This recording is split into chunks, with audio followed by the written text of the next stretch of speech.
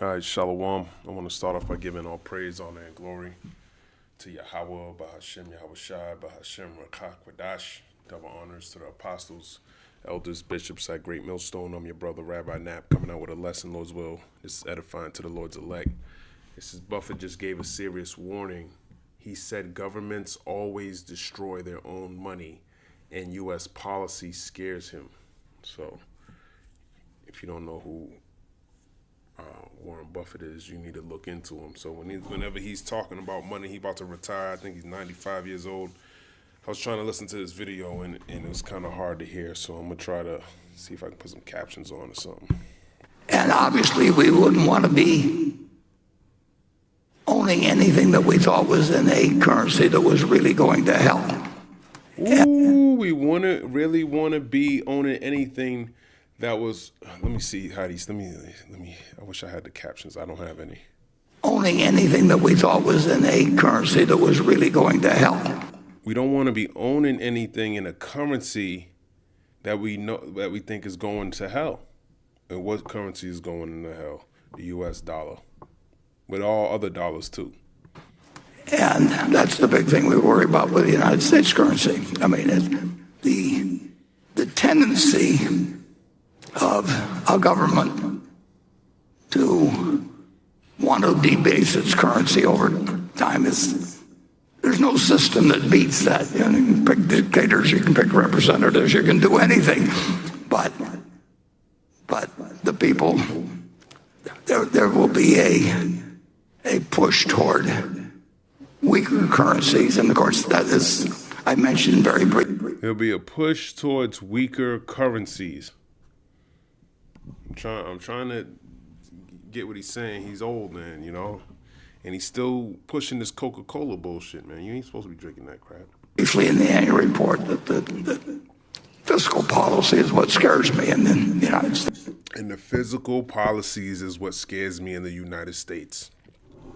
Not too long ago, I was doing a video on how Bufft he's sitting on $328 million just in cash, just ready to invest in some shit. Now, haven't heard from him in months, but then every time I hear Warren Buffett speak, it makes me want to look into the economy, look into things like that, because this dude loves money.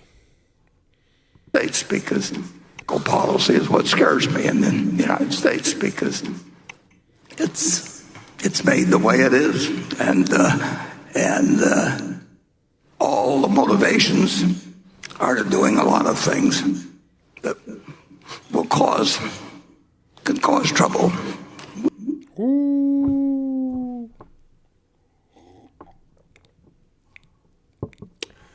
That could cause trouble. You gotta think, man, like, the economy's going so good, you would think, why wouldn't I want to invest in something that's constantly going up? See, he's scared of a system that's constantly going up. Okay? But everyone's happy that they're 401. In the duck, he's always saying, look at your 401k, look at this, you know.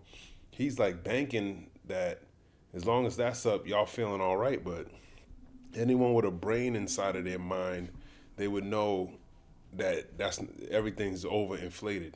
You're buying things at a super inflated cost, and at any moment, all of that can get corrected. And that's pretty much what he's going with money. But that's not limited to the United States. It's all over the world, and some places it gets out of control regularly. As they know, they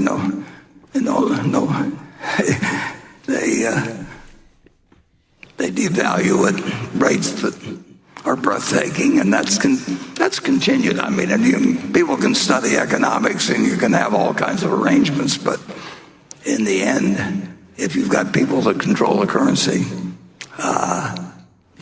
you can issue paper money, and you will, or you can engage in clipping currencies like they used to do centuries ago. Oh man, he's giving some jewels, man. Clipping currencies. Woo! Hey, if you know, you know, man. Why the ridges are on a quarter? If you don't know, back then how the Jews used to chip away and then make counterfeit money and inflate the money. That's what he's talking about. See, this is how Esau likes to talk. He be putting stuff out there without, but it be going over people's heads, you know. But when and he's in on all this, you know, sitting down in meetings with people who are worth hundreds of thousands of millions of dollars. He's in that circle. So if he's talking about moving his money somewhere else, I think we should take heed to that. There will always be people. It's the nature of their job. I'm not singling them out as particularly evil or anything like that. But the natural course of government is to make the currency worth less over time, and that's got important consequences. And it's very hard to build checks and balances into the system to keep that from happening. Which we already know. He's basically going to collapse the dollar, bring in a digital currency. But in order for you to participate in the digital currency or digital infrastructure he wants to create, you're going to have to be more of a reprobate slave, man. You're going to have to give up. You're going to have to take the MOTB. All right? So, hey, if you don't want to listen to me, listen to Warren Buffett. Listen to somebody, man. Because it's clear as day.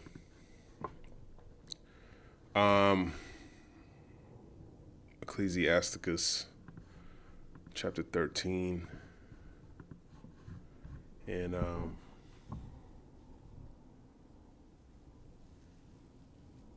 I'll start at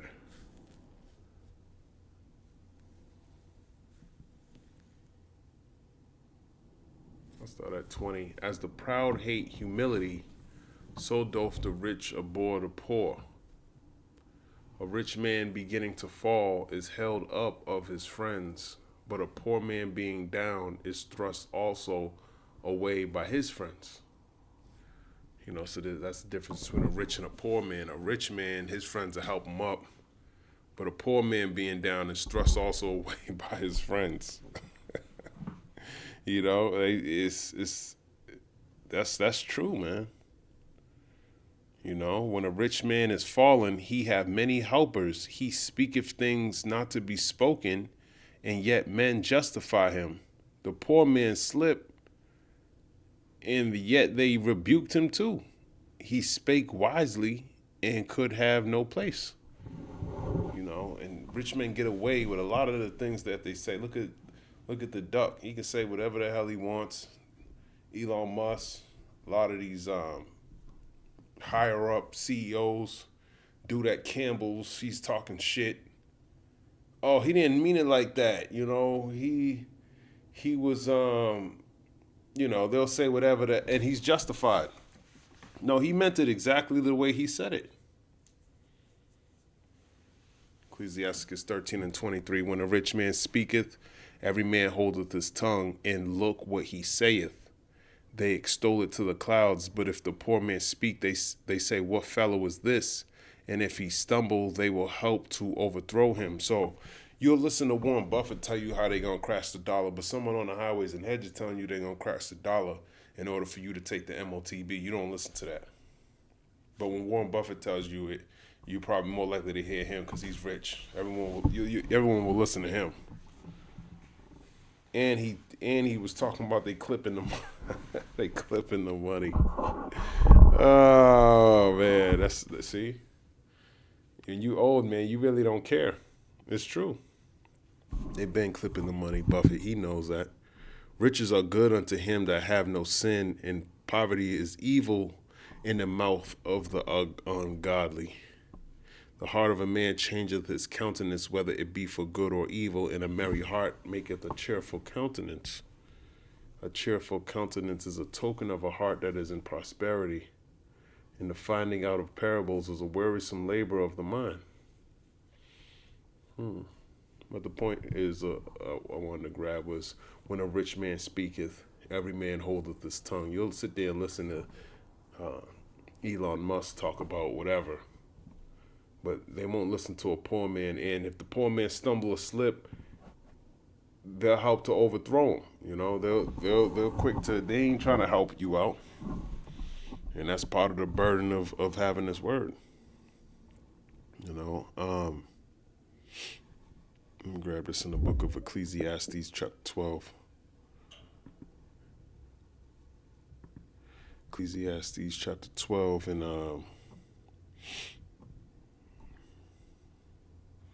in 3, it says, in the day when the keepers of the house shall tremble. The keepers of the house are talking about these bakers, these banking families, the elite banking families. And the strong men shall bow themselves, and the grinders cease because they are few. And those that look out of the windows be darkened. So the keepers of the house, they're starting to tremble. That's why Warren Buffett, he don't really get into what he was saying. It's not the whole video, but he basically says, let me see if I can grab it. Warren Buffett says he wants to trade in Zen. Let's see what it says. Warren Buffett has not literally stated he wanted to trade in Zen. Rather, recent news articles describe his investment in life philosophies as being Zen-like or having a Zen sensibility. Authors and financial experts note that Buffett embodies Zen principles through his approach to investing in life contentment. I gotta find it.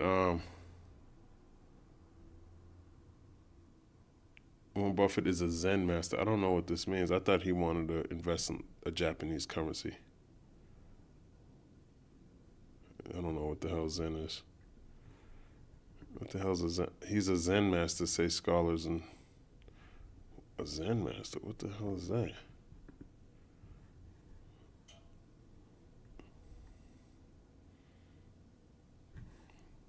And Japanese, Japan Zen, something like that. That's what I heard. Warren Buffett's trade in Japan refers to a significant long-term investment in Japan's 5 major trading houses, Sogo Shosha, a strategy driven by their diversification, undervalued status, low-cost yen financing. I think I meant to look up yen, not Zen. And strong shareholder returns, with Buffett stating he won't sell for decades, viewing it as a highly profitable, sensible, long-term trade.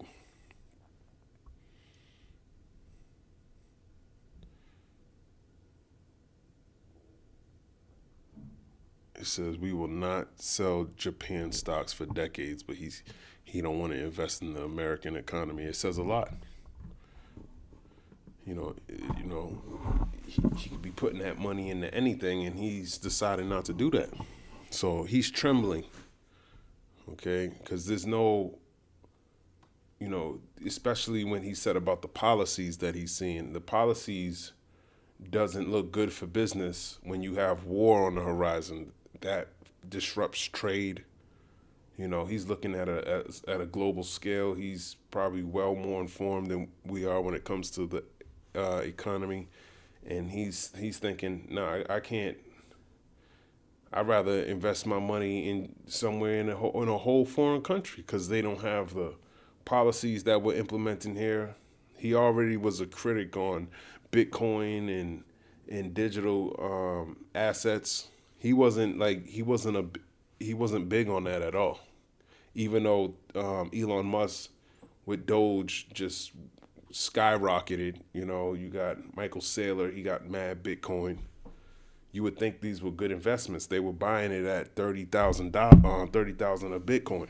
He was going hard then. It's over probably around 100,000 today. So you would think, damn, those are good. They had a foresight and they invested in something that, made them money. But here it is, a wealthy man. He's not investing in what you so-called Negroes, Latinos, and Native Americans talking about. You people have no idea about what's going on, man. They got insider trading, man. You worried about investing in gold and silver and shit like that. He ain't even talking about that, man. He's talking about moving his money somewhere complete. He ain't putting his money where you niggas are putting your money at, man. He's like, I got to get my money up out of here. Okay? So in the day when the keepers of the house shall tremble and the strong men shall bow themselves. Let me see the strong men bowing themselves. Let me see what that means real quick. Let me look at my notes. And the strong men shall bow themselves.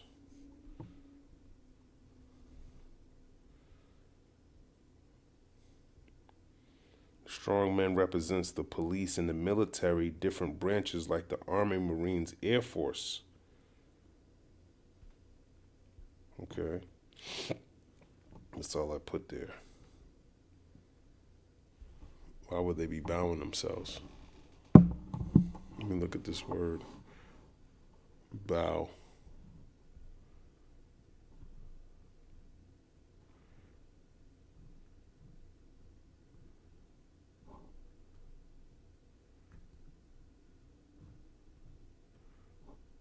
Shall tremble and the strong men shall bow themselves. Crooked, bow down, falsify, overthrown. To bend oneself, to be crooked. Make crooked pervert. Deal perversely. Subvert, turn upside down.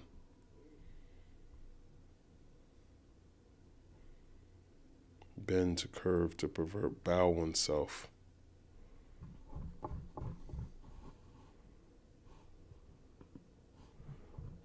Why? Because it's so, and the strong men shall bow themselves.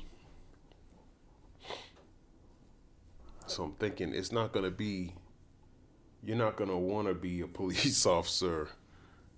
You know, it's going to be some scary times that we're heading into, especially in a financial collapse system. And the grinder season is, because there are few, is talking about a lack of jobs and resources, and those that look out of the windows be darkened. So those that look out of the windows be darkened because there's no future here in Babylon. Okay, so you don't see anything down the horizon. You don't see any job opportunities. You don't see how you can prosper anymore. Okay, so the keepers of the house going into these elite banking families, the house is Esau's system. You know, they keeping it running. But what we're starting to see is America's GDP for 2025. America's GDP for 2025 is projected to be around 30.6 trillion, with figures showing significant fluctuations, including a contraction in Q1 and strong growth in Q2, leading to estimates for full year growth around 3% by year end, with the U.S. remaining the world's largest economy. So,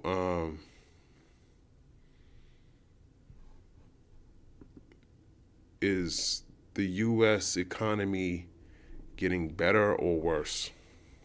Let's keep it simple.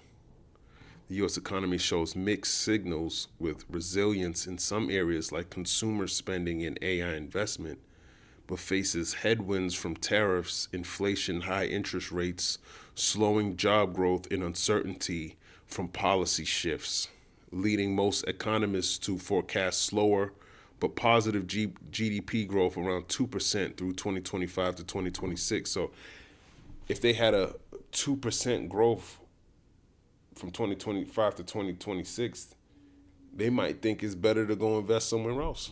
Why would I invest 2% here when I can get 8% somewhere else? I thought the normal the normal growth was around like 8%. What was America's common growth each year, GDP wise? So that's normal. 2%. It's low, but it ain't. It's really long term average 3.15 to 3.29%. So in order to beat inflation, you want your money to increase more than that, or at least with it. But ultimately, you want to beat inflation. You don't want to just stay afloat. You want to beat inflation. You want your money to grow higher than that. So someone that's rich like that, he ain't trying to grow at that percentage. He wants to grow at a higher percentage. And that's a low rate anyways. Imagine getting 2% over a whole year.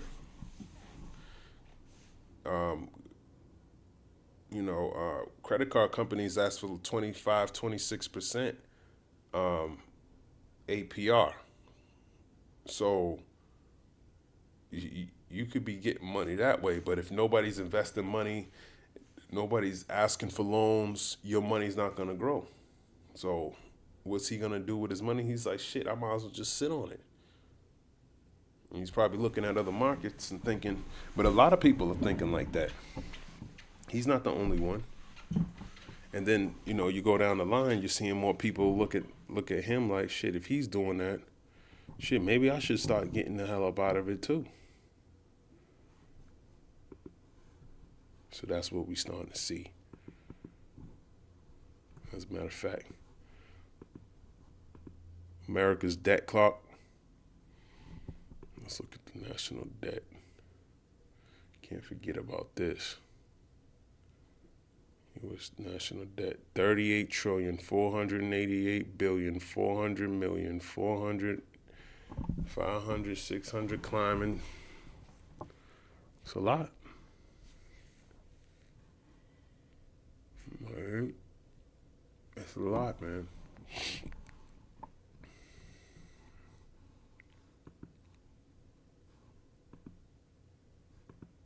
All right.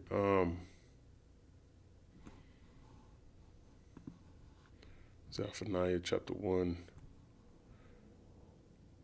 and verse 10, and it shall come to pass in that day, saith the Lord Yahweh, that there shall be the noise of a cry from the fish gate, and a howling from the second, and a great crashing from the hills. So this is a fish gate is where they used to sell and trade goods at. The modern day fish gate. We do that on the stock exchange, the New York Stock Exchange. That's where most things are being traded now. It's being traded through fractional, what does he call it? Fractional, what is fractional trading?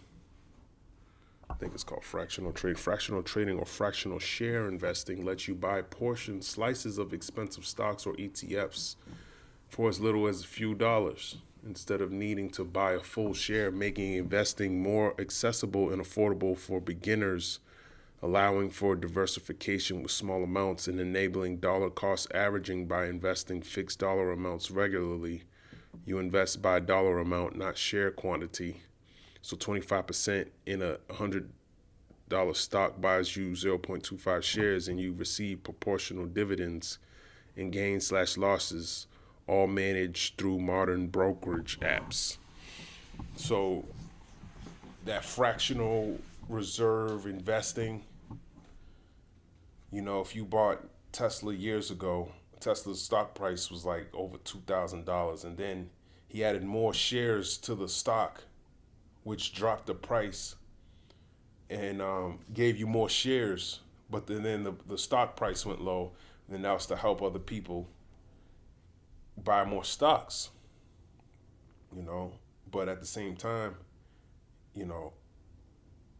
people that whole, and then he be taking money out of it, so you got to wait for other people to invest for the stock price to go back up, and that's just gonna fail, man. Eventually, all you need is, I think the stock market's being pushed by like 7 different companies. Like AI is pretty much pushing the stock price up. So you got Palantir, Nvidia, companies like that are keeping your stock price up. They call it the 7. Let me find out what the name of it. What are the 7 stocks that are holding up the stock market right now?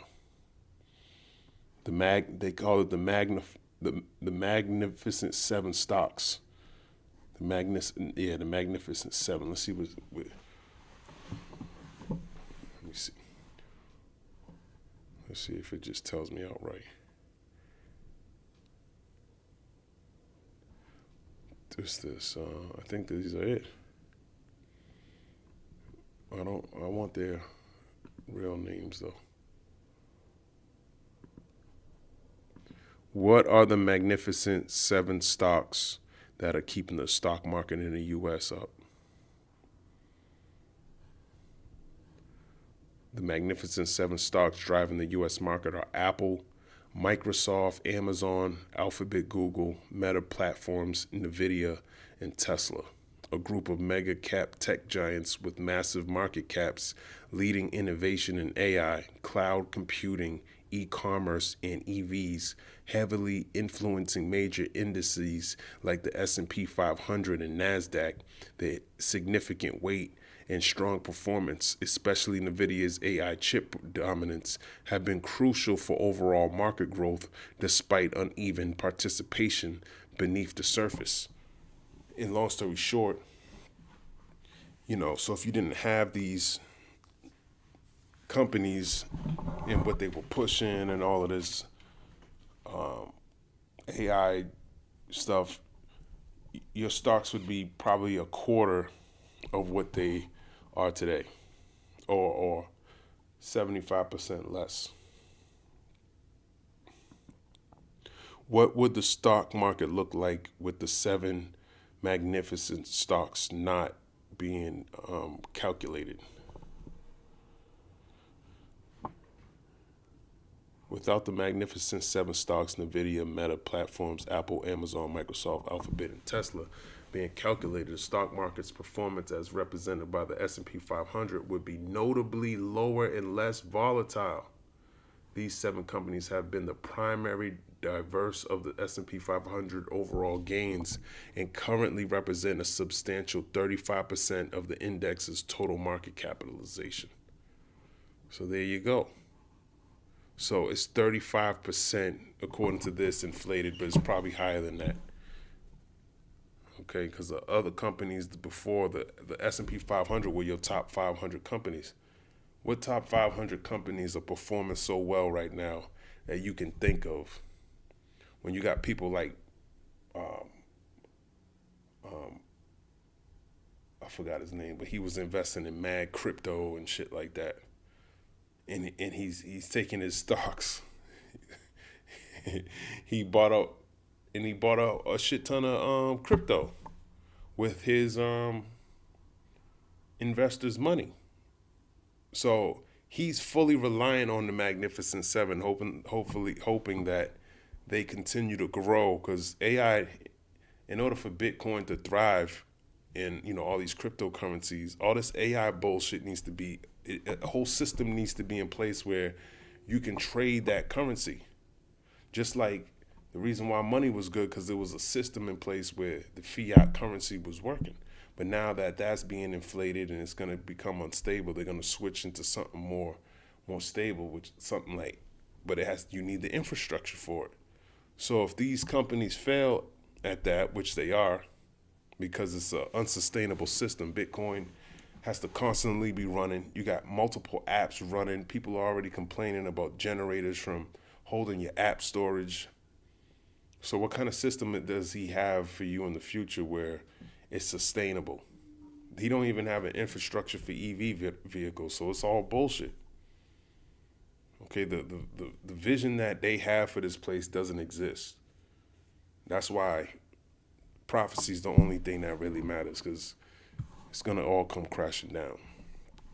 Zephaniah 1 and 11, how ye inhabitants of Maktesh, for all the merchant people are cut down. All they that bear silver are cut off. So Maktesh is pretty much, let's look into this word Maktesh. Where's Maktesh at? A hollow or valley, evidently in the greater Jerusalem area, a mortar or deep hollow. You know what? Let's just go in the chat.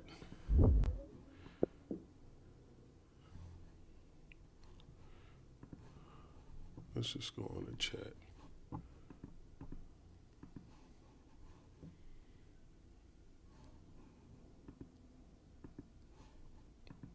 Zephaniah 1 verses 10 and 11.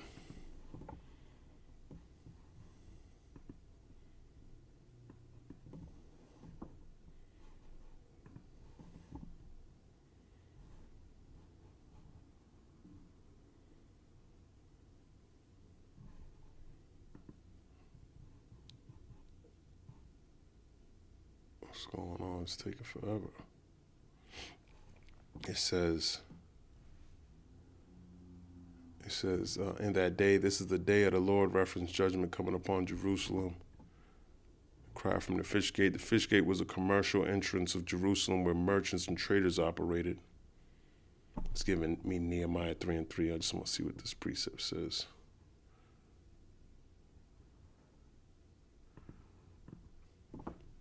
But the fish gate did the sons of Hesanah build, who also laid the beams thereof and set up the doors thereof, the locks thereof, the bars thereof. Great precept. Howling from the second. The second refers to the second quarter of Jerusalem, a wealthy residential district. The rich and settled class are now mourning instead of feasting. Great crashing from the hills. The hills represent places of strength, pride, and fortification. What seems stable and untouchable is violently shaken. And that's what's going to happen. It's going to be violently shaken. The fish gate are crashing from the hills, just like when you look at the stock market going up. And when it crashes, it just goes down. And that's what this is symbolically talking about. How ye inhabitants of Maktesh, for all the merchant people are cut down, all they that bear silver are cut off. Maktesh means mortar or hollow place, a valley-like marketplace in Jerusalem, a hub of money exchange, trade, and commerce. Spiritually represents a system built on unrighteous gain. Merchant people are cut down. You know, you shareholders, you got a bunch of stocks in your 401ks and things like that. Hebrew idea, silence, destroy, brought to nothing. The Lord directly targets economic exploiters, not the poor. Everyone's money's tied to the stock exchange. They that bear silver are cut off, even Bitcoin and all of that. Those who, even though Bitcoin and those cryptocurrencies are making a separation from the S&P 500, but they still are correlated. But people think that as people have less trust in the fiat currency, they'll invest more in the cryptocurrency. They that bear silver are cut off. Those whose power and identity comes from wealth, silver money cannot deliver them in the day of judgment. That's right, Proverbs 11:4. Riches profit not in the day of wrath. This verse foreshadows a modern economic collapse. Breakdown of trade, collapse of markets, merchants destroyed suddenly. The judgment begins at the center of commerce, then spreads outward. This aligns with Babylon-type systems being judged. That's right. So that's pretty much what it's going into, and that's what Warren Buffett's talking about. Let me grab this in the book of Amos, chapter 8. And verse 4, hear this, O ye that swallow up the needy, even to make the poor of the land to fail, saying, when will the new moon be gone, that we may sell corn, in the Sabbath, that we may set forth wheat, making the ephah small and the shekel great, and falsifying the balances by deceit. And that's what they're doing by taking your money and putting it in these exchanges. They're the ones who, they have that inside trader knowledge. So just like what happened in 2020 when the stock market crashed, there was a lot of complaints about people having insider trading knowledge and not warning the people, but yet a lot of them took their money out before it crashed. So they're going to be all right. Well, they think they're going to be all right. They're going into slavery, but the majority of the people, they're not going to have any money to rely on. They're going to be screwed. Okay, that's them falsifying the balances by deceit. You know, with this fractional reserve trading, they can manipulate the stock market. They know how to do all these things. So it's a system that's corrupt, and we can't trust in uncertain riches. Let me grab that precept too.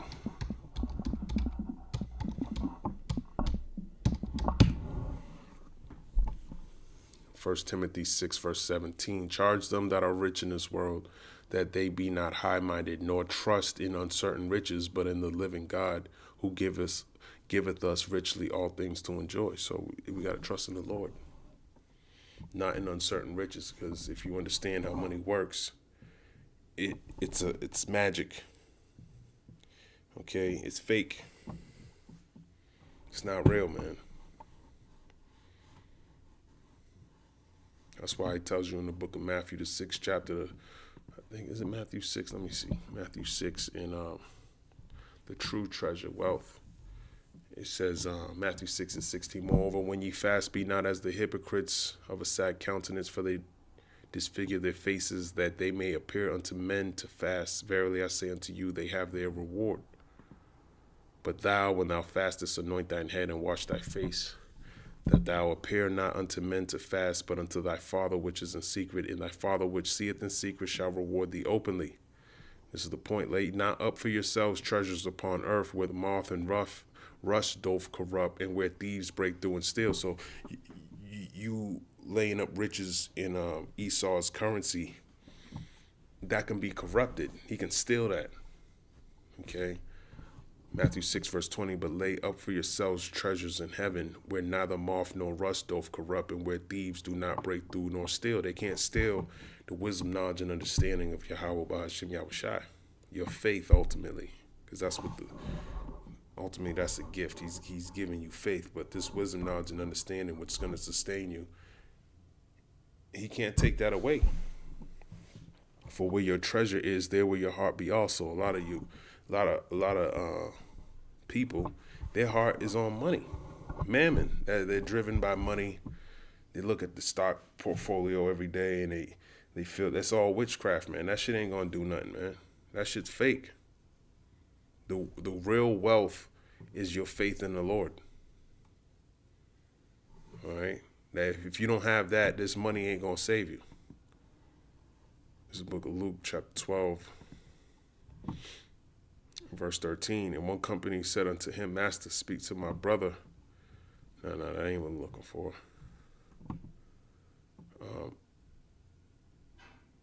It is what I'm looking for. Luke 12, verse 30, and one of the company said unto him, Master, speak to my brother that he divide the inheritance with me.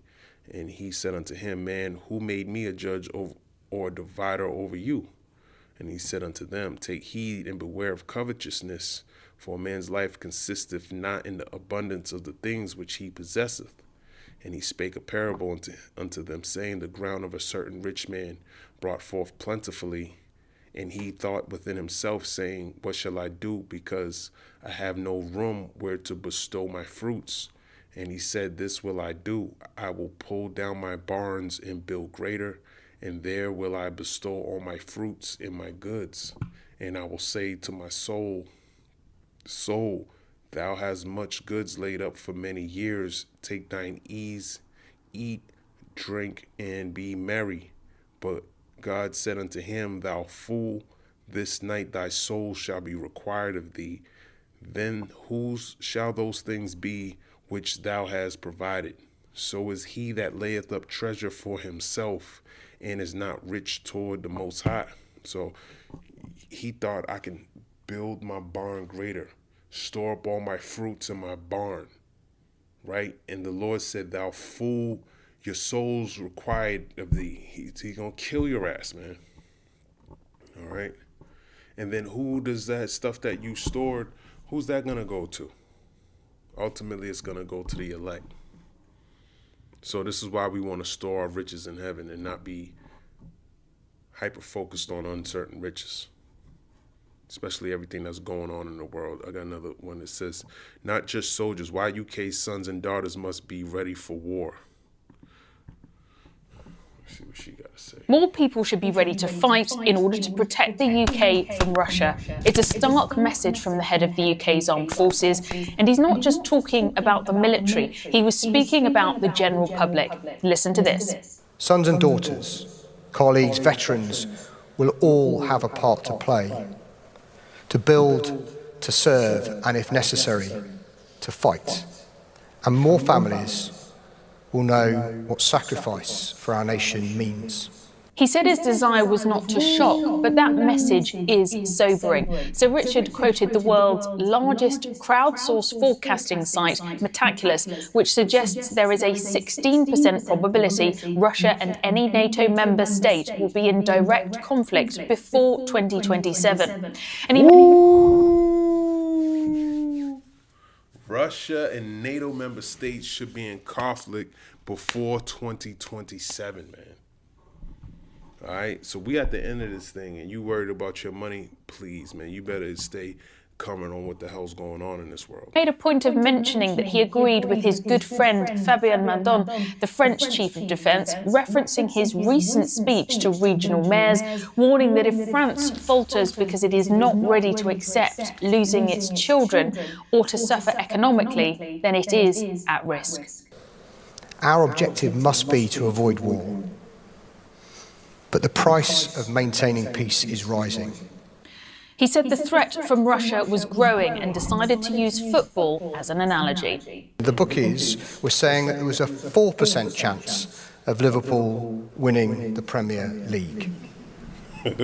So even saying the chances are remote does not mean the chances are zero. My point is that none of us can say with any certainty what the absolute risk might be. And even those simple binary statements might be easy for people to engage with, they risk instilling panic or complacency. What really matters is the trend.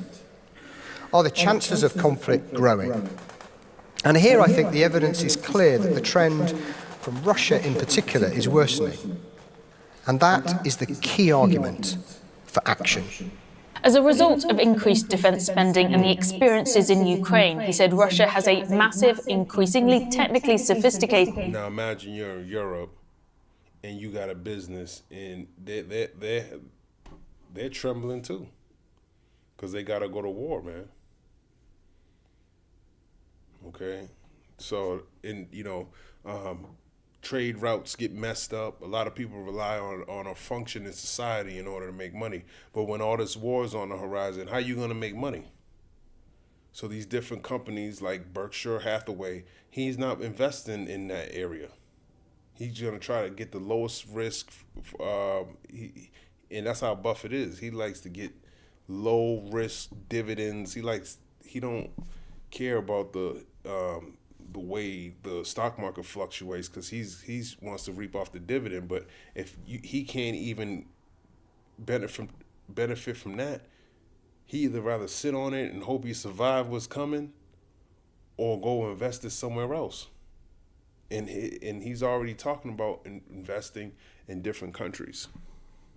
So imagine the other elites in these other places and how they're, it's all centered around America.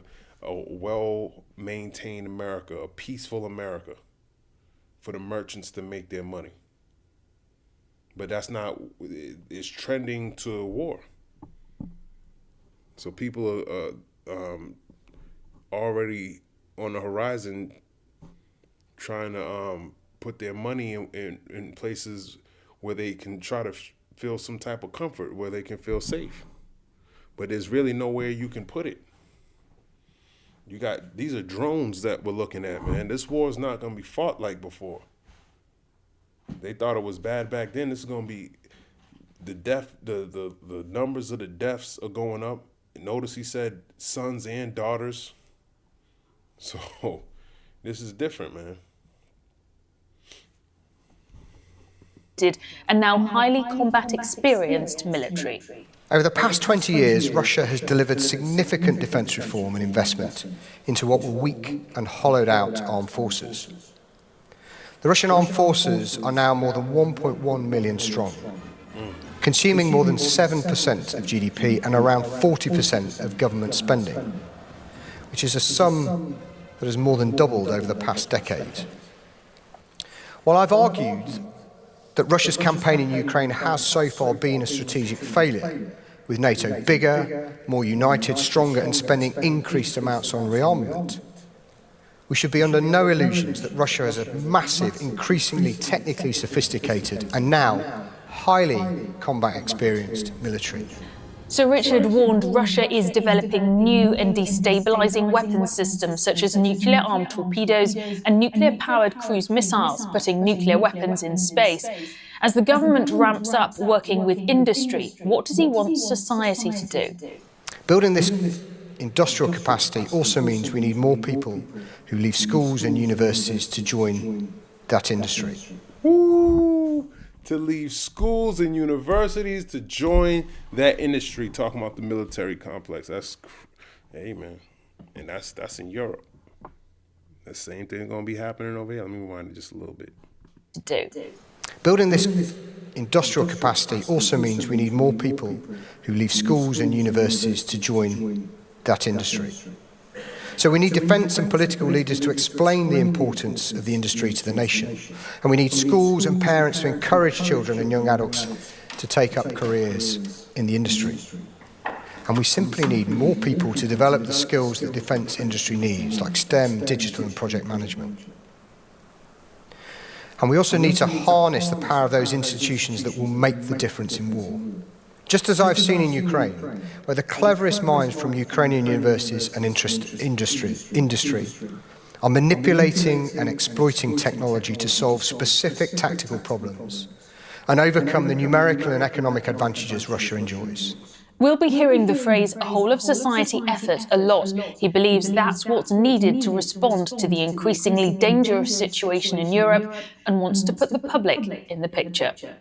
Thanks for watching. For more from BFBS Forces News, like and subscribe to our channel. You know what? Never heard of you, but I'm gonna have to share this.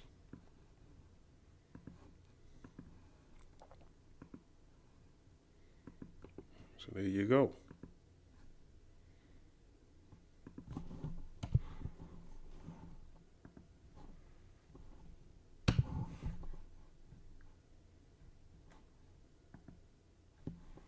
Here you go. What's this? Breaking Venezuela completely surrounded as duck orders blockade over stolen U.S. assets. Just breaking right now across the wires, President Trump is ordering a total and complete blockade of all sanctioned oil tankers going into and out of Venezuela, saying that the armada around Venezuela will only get bigger, and that the Venezuelan regime has been designated a foreign terrorist organization, crossing on all the wires coming from the Trump administration and the president himself, a blockade of all sanctioned oil tankers into Venezuela as we look at some of those drug boat takeouts. That's a significant move around the country of Venezuela. Yeah, I mean, Brett, it's incredibly disturbing. I think this is why you're seeing members of Congress on both sides of the aisle coming forward and saying, you know, we need to understand a little bit more about what the posture is and what the reasoning and rationale is. It's one of the reasons why we have, you know, checks and balances in this country and why the legislative branch is so involved when there is a decision to go to you know, potentially invade or, you know, even potentially go to war with another country. So lots of questions here. Again, you know, when you blockade something, that's sort of like what they did with, you know, it's like you pretty much besieging the place, man. And he's gonna invade it. Clearly, you're not gonna surround and stop imports and exports from coming out of a country. That's a declaration of war. If someone surrounds your house, would you think that's your friend? You better fight. Clearly, he surrounded it either to get you to submit or ultimately put you in a situation where you got to fight. So he's already declared war on Venezuela, and he said he vowed to go into Syria also. And I think that President Trump, I know he's speaking to the country tomorrow night, addressing the nation. I think it's very important that he be transparent with the American people as to why he's doing this. And, you know, I think a lot of people... We know why he's doing it. The thief cometh not but to steal, kill, and destroy. That's it.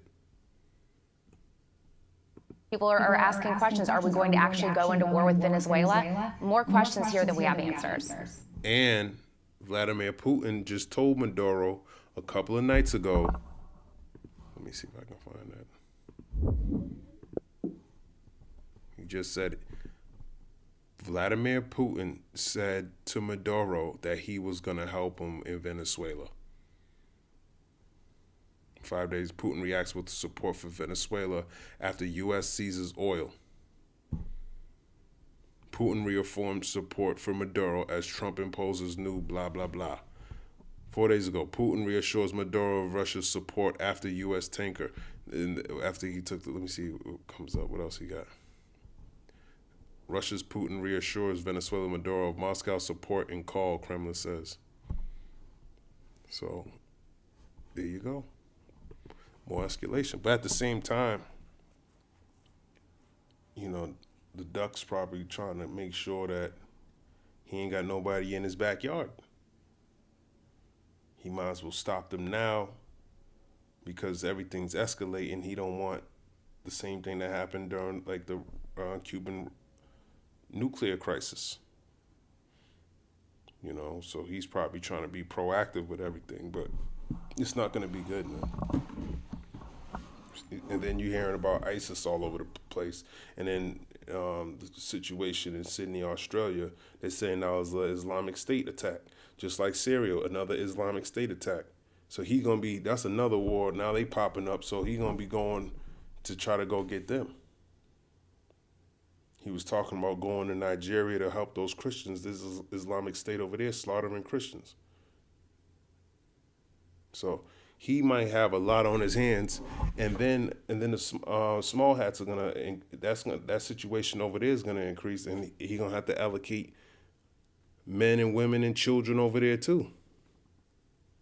So he's gonna be all over the place fighting all these wars, and then watch what's gonna happen over here while all this shit's going on.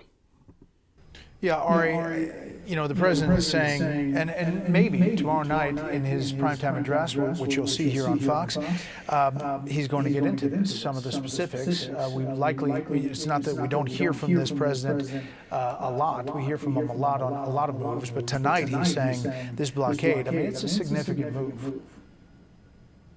Yeah, I think for most of the American people, everything vis-a-vis Venezuela is unexplained. I don't think the American people understand or know, have probably never even heard of him for the most part, Nicolas Maduro, the president of Venezuela, and what's wrong with him? What's our beef with him? What's our beef with Venezuela? President Trump hasn't explained it thoughtfully to the American people, so it's a lot of tough, knee-jerk action that's pretty good against drugs. I support it. The action against the tankers, in most cases, well, the case previously, that was under a warrant, and that tanker was an unauthorized tanker. It wasn't even flagged, which is a violation of international law. So he has good reasons, but he's not explaining them. And I think if he wants the support of the American people for another foreign venture, he needs to explain it.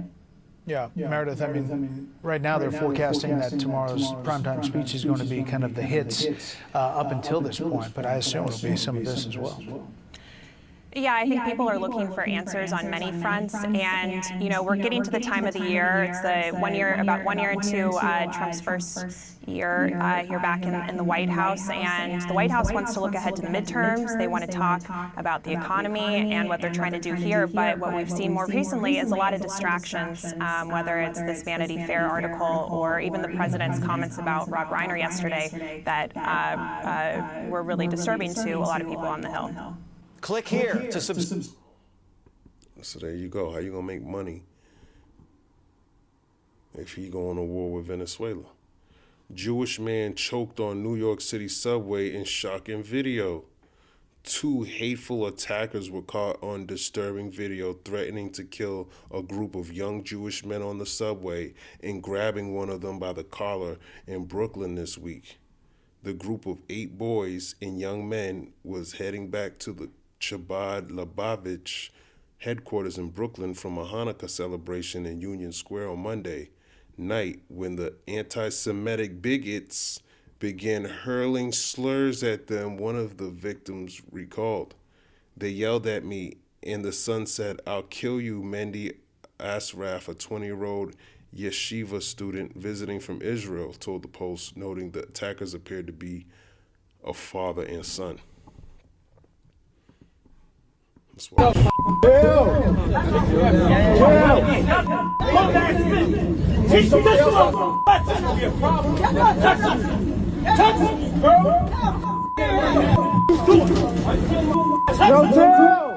This disturbing video filmed on December 15th.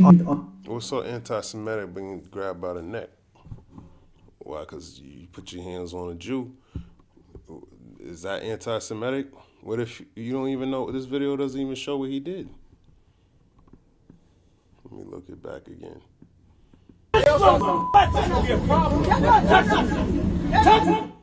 He called him a nigger.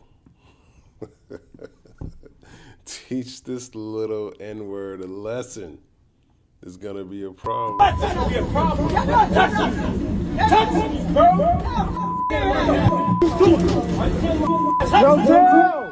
This disturbing video, filmed on December 15th on a crowded 3 train in New York City, shows a Jewish man being choked and threatened. NYPD is investigating it as a hate crime. In the viral... Oh my God. I'm telling you, man.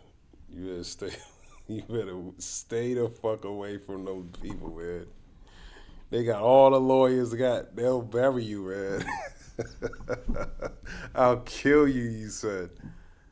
Hey, that's how Jake be talking, man. You gotta watch your mouth, man. That's a threat. Shit. You know? And they're the type, they'll spit on you too. I was watching videos of Christians going to Israel. They walk by, they just spit on you. They look at you like Goyim. He probably said something disrespectful. Probably called them a beast. Probably called them all types of shit, man. They be talking mad. They hate niggas. They hate black people. That's why they pay for your slave ships to come over here.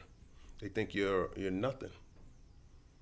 You know? And you know what? And that's the Lord rousing up Jake. Clip posted to Instagram by journalist Travis Hawley. 2 black men are yelling in the face of a Jewish man before one grabs his throat, as the subway rider is heard shouting, "Chill." Social media users were quick to point out the lack of response from other strap hangers. No one helps? Everyone standing there. Time to react. Learn Krav Maga. Don't let anyone intimidate you. The Post has since learned exclusively. Oh, here come the monkeys. Like the Wizard of Oz got the monkeys coming to gas it all the way up. He grabbed you by here and said, "I'll kill you." And now in the caption it says he's a what do they call him? A bigot, anti-Semitic bigots. They love using that word, man. When they start using that word, man, you know, and especially in this climate, it's like they got you gotta watch out, man. You better watch the hell out, man. Details leading up to the incident. A group of 8 boys and young men were returning from a Hanukkah celebration in Union Square when 2 black men allegedly began hurling anti-Semitic slurs at them. He called them a nigger. He literally said, "You fucking nigga, I'll kill you." Anti-Semitic. What do you call him? What's the anti-Semitic slur? You calling him black? You call him he's a Jew. This is why this place, you gotta go, man. This place need to be destroyed. You know? But when you call out, things, political things that are happening in that area, there's no uproar about that. I mean, people are protesting about it and stuff, but it falls on deaf ears. Nobody cares, but if you grab someone's shirt, that's a hate crime. Come on, man. Transferring at the Brooklyn Avenue stop in Brooklyn, the duo allegedly yelled, "F the Jews," then targeted a 13-year-old with them, telling the boy... He said, "Fuck the Jews." He basically saying, fuck himself. That dude was a Jew. This is that... everything's upside down, man. The heathen is saying they're the Jew, and then the real Jew is saying fuck the Jews, but he don't really know that he the real Jew. This is why our people are destroyed for a lack of knowledge. Boy, quiet, didn't say a word before things escalated from there. Mendy Asraf, a 20-year-old yeshiva student visiting from Israel, told the Post, "I was really afraid when he made fingers the sign of a gun towards me. I was really afraid. I didn't know what he had in his pockets. I thought it could be a very dangerous situation. We got out at the next stop to escape for our lives." No arrests have been made and no one was injured, fortunately, but the incident comes just days after this anti-Semitic attack in Manhattan on Saturday night, caught on camera by Roca News reporter Max Tui. Millions on X watched the ugly tirade which occurred at Mole Mexican Bar and Grill in the West Village. Post me everywhere you want, you ugly Zionist. What's your name again, Ken? What's your name? It's hate-filled moments like this and the deadly Hanukkah massacre on Sydney, Australia's Bondi Beach that have Jews around the world on edge. Man. But that word's being thrown around more, you know. So something's going to happen. I wouldn't be surprised if it's going to clearly escalate. Right now, you know, I think it's going to die down for a little bit because students are taking, you know, it's about to be the holiday for Christmas and stuff. People are going to go home, you know, and all of that. But I think it's going to get popping. 2026 is going to get popping because they come back, you know, the students come back to go to school in January. So they got about 4 weeks, 3-4 weeks off, and then they come back, and this next 4-week period, man, it might change and set up 2026. And it sounds like it's gonna be the anti-Semitic year, the rise of the anti-Semites. You know, because you know, if we look back on how 2025 started off with a Tesla being blown up in front of Trump Towers. Then it was like this black dude in an Islamic State flag driving through people. It started off with terrorist attacks. So we're getting close to the end of that year, and I can see the same thing happening again. It's ending with school shootings at Brown University, 2 Islamic State terrorists killing 2 U.S. soldiers, and then another Islamic State soldier supposedly terrorist attack in Sydney, Australia. So it's like it's heating up to see what the start of 2026 is going to be like.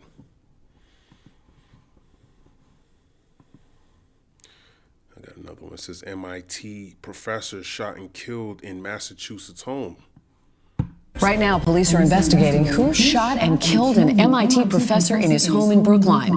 Police say they found Dr. Nuno Loureiro in his home on Gibbs Street. Investigators in Providence just said that at this point they don't see any connection between his killing and the shooting at Brown University. But Brookline police do not have a suspect in custody yet. We have team coverage beginning with WBZ's Penny Commit, who spoke with neighbors. Damn, professors are getting assassinated. Kids getting shot in school, man. And I wonder if this was a small hat himself. In Brookline. Reported gunshots. The father was shot multiple times. A typically quiet North Brookline neighborhood rattled by gunfire. The Norfolk County DA's office says 47-year-old Nuno. Jack Belcher. Who are you, Jack?